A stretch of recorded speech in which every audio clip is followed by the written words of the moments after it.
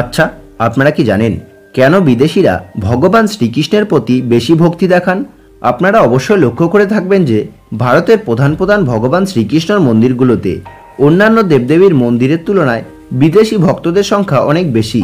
এর অর্থ হল পাশ্চাত্যের মানুষেরা প্রধানত ভগবান শ্রীকৃষ্ণের ভক্ত হন অন্যান্য দেবদেবীর তুলনায়। কিন্তু এটি কেন হয়?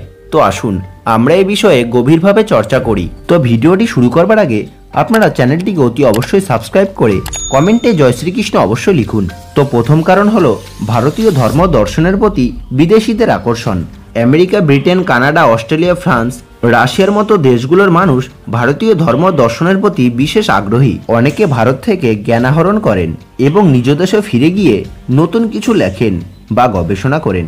কিন্তু যারা প্রকৃতপক্ষে আধ্যাত্মিকতার সন্ধান করে তারা ভারতীয় সাধুদের শিষ্যত্ব গ্রহণ করেন এবং ভারতীয় দর্শন, যোগ ও ধ্যান চর্চা করেন।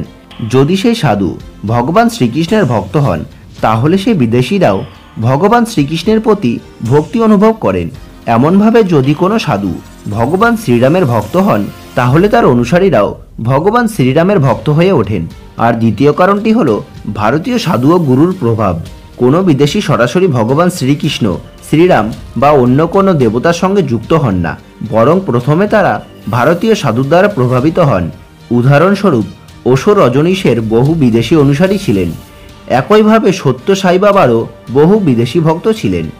দক্ষিণ ভারতে অনেক সাধুদেরও বিদেশি শিষ্য রয়েছে যারা শিব ও দেবী মাতার ভক্ত। আর তৃতীয় কারণটি হলো আখড়া ও ধর্মীয় সম্প্রদায়ের ভূমিকা। ভারতের 13টি প্রধান আখড়া ও ধর্মীয় সম্প্রদায় রয়েছে, যাদের মধ্যে বেশিরভাগই শিবকে আরাধ্য দেবতা হিসাবেই মানে। এই আখড়াগুলোর মধ্যে যারা দীক্ষা নেন তাদের মধ্যে বহু বিদেশিরাও রয়েছেন।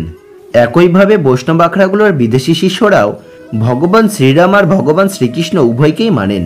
আর 4 নম্বর কারণটি হলো গীতা শিক্ষা ও তার প্রচার। বিদেশিরা প্রথমত ভগবান শ্রীকৃষ্ণের ভক্ত হন। এর অন্যতম কারণ হলো গীতার প্রচার। ভগবান শ্রীকৃষ্ণের গীতার প্রচার বিশ্বব্যাপী রয়েছে, কারণ তিনি সরাসরি গীতার উপদেশ দিয়েছিলেন।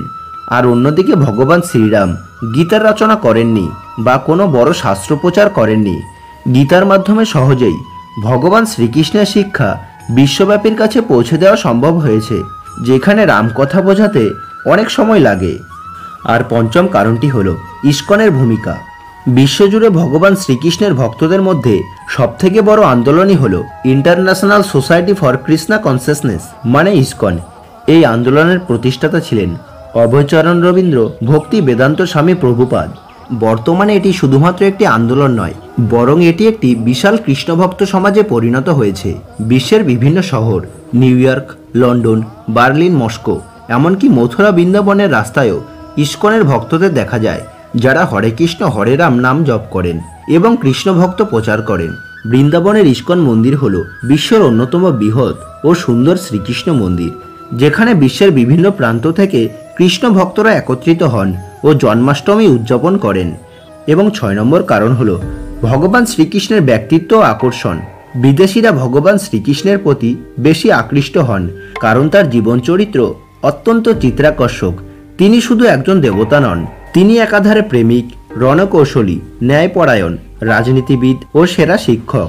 ভগবান শ্রীকৃষ্ণের লীলা ও তার মধুর কথা ও তার গীতার জ্ঞান এবং তার শৈশব ও কৈশোরের কাহিনী বিশ্বব্যাপীর মনে গভীর দাগ কাটে। এই কারণে আমরা দেখতে পাই ভগবান শ্রীকৃষ্ণ শুধুমাত্র ভারতেই নয়, সারা বিশ্বের জনপ্রিয়। বিশেষভাবে পাশ্চাত্যের মানুষ তাকে গভীরভাবে অনুভব করেন এবং কৃষ্ণ ভাবনায় ডুবে যান। ভগবান শ্রীকৃষ্ণের মহিমা শুধুমাত্র ভারতেই সীমাবদ্ধ নয়, তার ভক্তি বিশ্বব্যাপী ছড়িয়ে পড়েছে। তো কমেন্টে জয় শ্রীকৃষ্ণ অবশ্যই লিখুন।